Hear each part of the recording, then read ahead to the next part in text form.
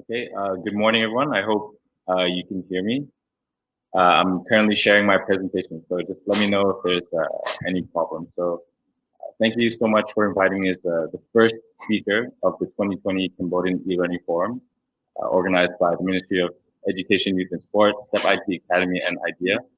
Um, as I'm the first speaker, I think that quite a good opportunity for me to be a bit more brief and give a general overview of e-learning and what are the implications and what kind of aspects and approaches can we look into. So before I start on my topic today, I'd like to introduce a bit more about myself. So currently I'm the director of the Center for Inclusive Digital Economy at the Asian Vision Institute, AVI. So AVI is an independent think tank. So we do policy research. We also do capacity building. And specifically at my Center for Inclusive Digital Economy, we do focus on policy research, mainly on how digital technologies and these new investments can impact both Cambodian society and the economy. We publish papers on various digital technologies and its impacts, such as 5G or AI, and basically the entire ICT infrastructure as well as training. And so one of our main training programs is the Young Digital Leaders Program. So we focus specifically on young IT professionals and we train them in soft skills. So this is just a general brief description of what we do at our center at AVI. And so today I'd like to go straight into the topic. So the topic that I've chosen today is about is e-learning in Cambodia here to stay? So given that our theme is pedagogy in e-learning, I'd like to go a little bit more into first the history of the root term. So pedagogy, according to Merriam-Webster, is the art, science, or profession of teaching. So this seems quite general, but if we look into the history of it, it comes from Greek origins, firstly from the term agogos, meaning leader. And then following that, a bit more specific, pedagogos was a slave who led boys to school and back, but also taught them manners and tutored them after school. And in time, finally, the term pedagogue came to mean simply teacher. So simply put, pedagogy is just about teaching. So when we think about e-learning, I myself, I work very involved and engaged in the digital space in Cambodia. So whether it's about digital economy or digital business in the private sector. Myself, my academic background is in digital technology management.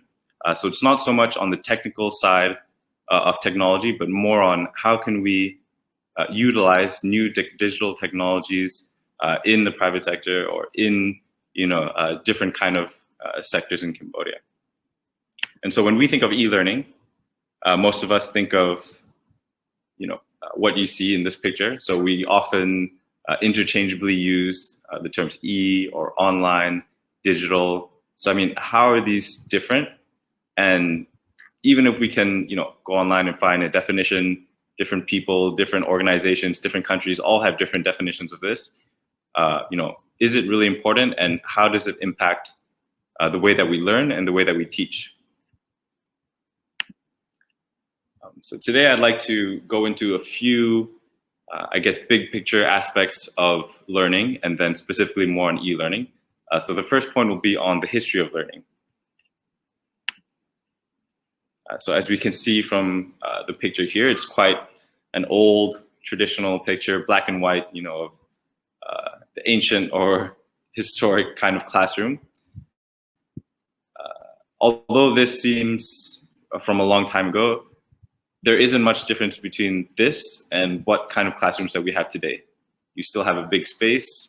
You have students sitting in rows, columns in big groups, and then you can see in the middle of the picture, you have your professor or lecturer at the front. You have your teaching assistants, supervising or looking over all the students, whether they're taking notes or participating in school activities, class activities, or even taking the exam. So my point by showing this picture is that although teaching and learning has been around for so long, we haven't really changed, as you can see, the physical design of our classrooms. And this translates further into e-learning and our digital space.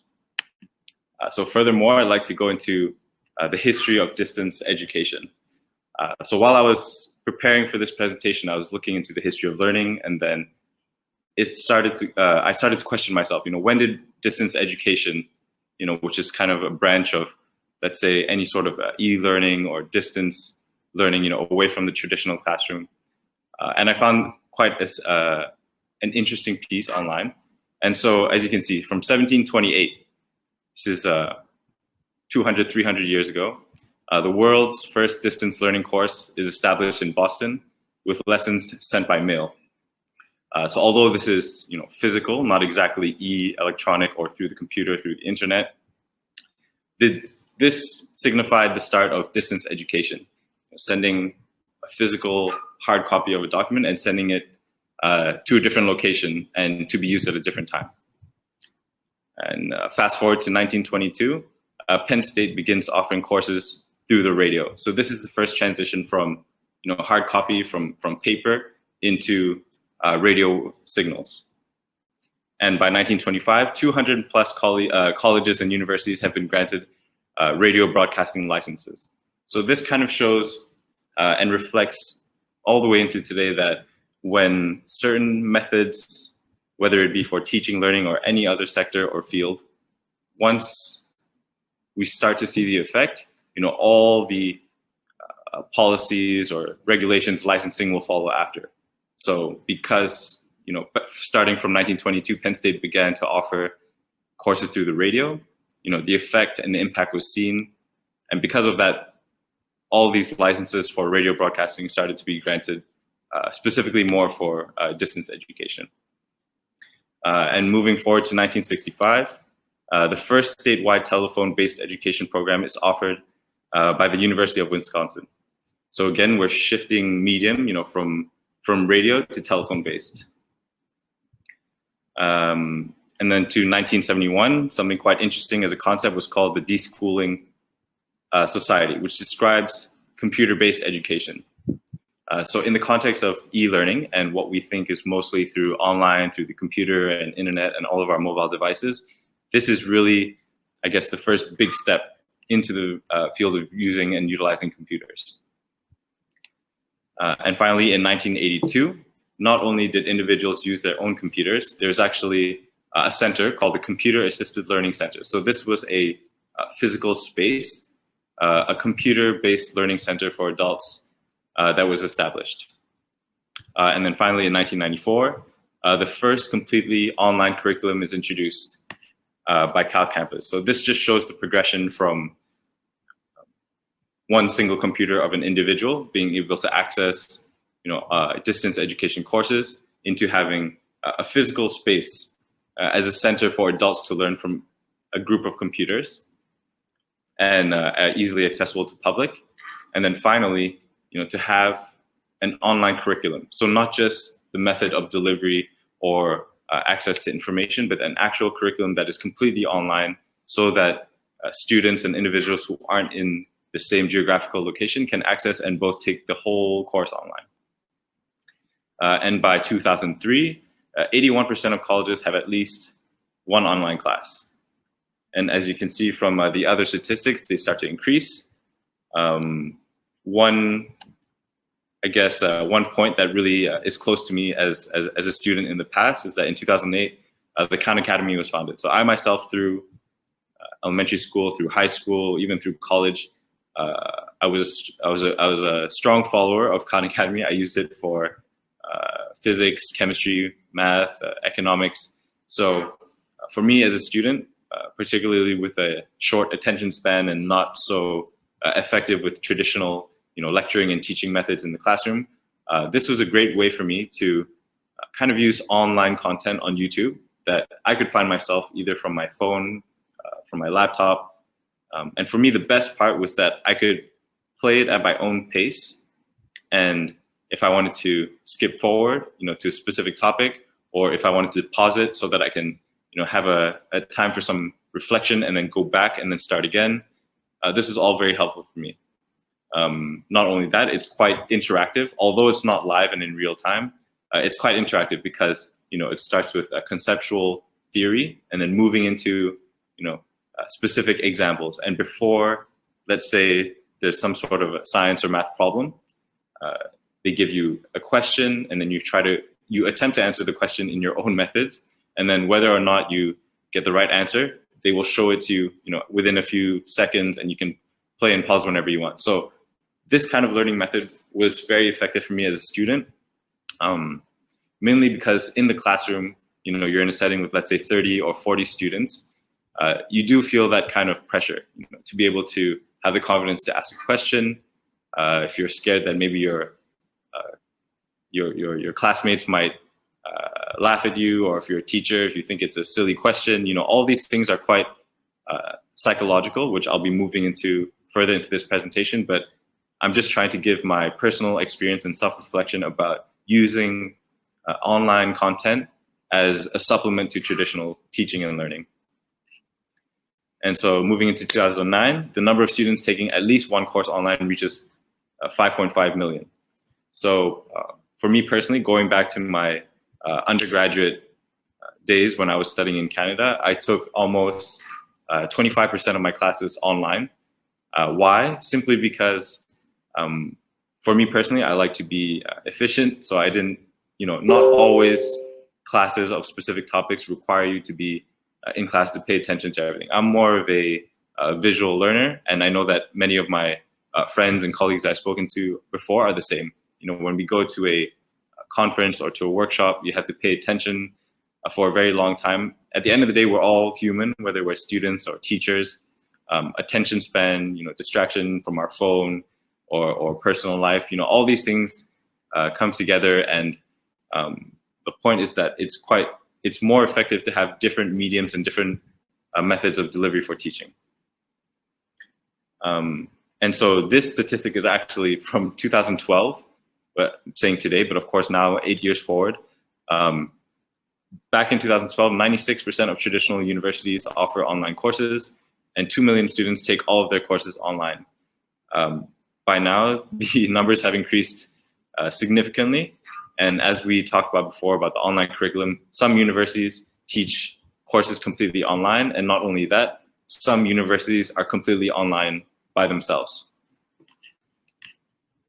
So now moving into the culture of learning. So specifically into Cambodian culture.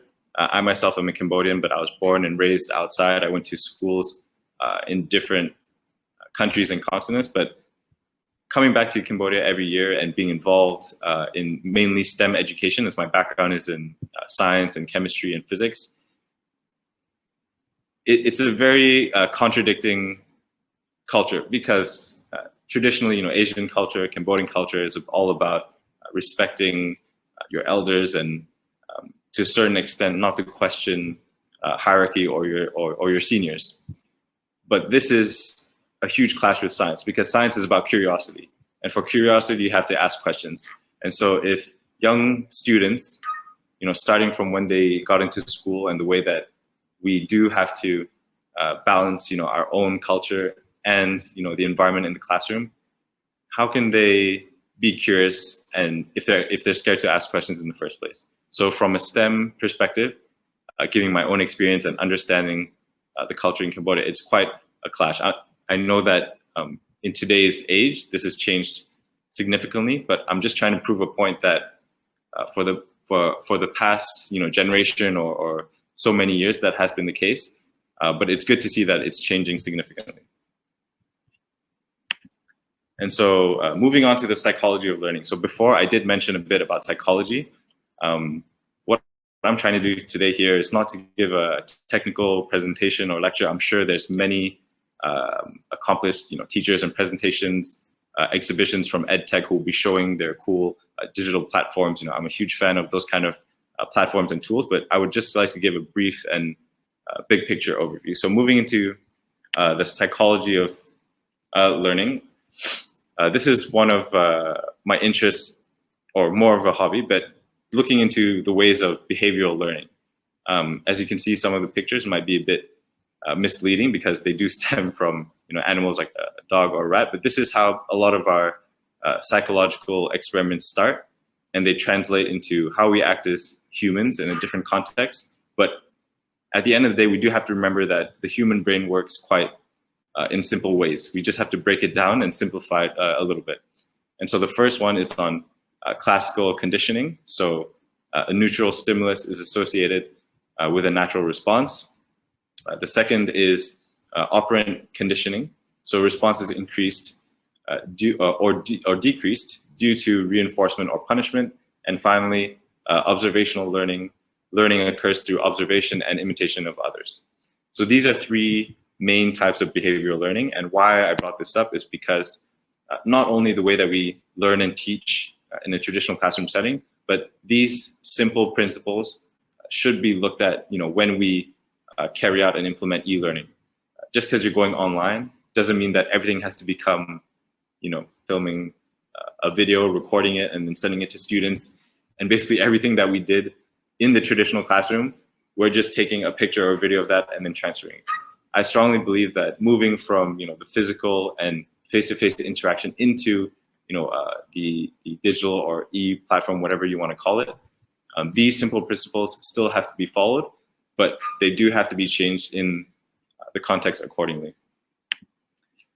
And finally, I'd like to speak about the philosophy of learning. So not to go too deep, but again, I strongly believe that moving from traditional learning into e-learning, we have to look at these big picture aspects. So in terms of the philosophy of learning, you have your students and your teachers. Both the students and teachers are, as I mentioned before, human. I'm sure a lot of you have been increasingly using online meeting platforms like Zoom or Google Meets, Skype, anything you want. But the point is that both students and teachers have something, such as like a fatigue of being too online for too long, internet connection problems, bad, echoing sound from somebody's not turning off their mute or their speaker.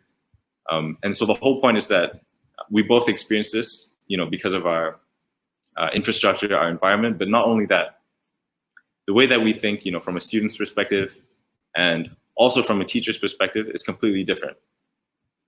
This is something that's very personal to me because currently I teach, either as a guest speaker, as a visiting professor, but at the same time, I'm also an online student.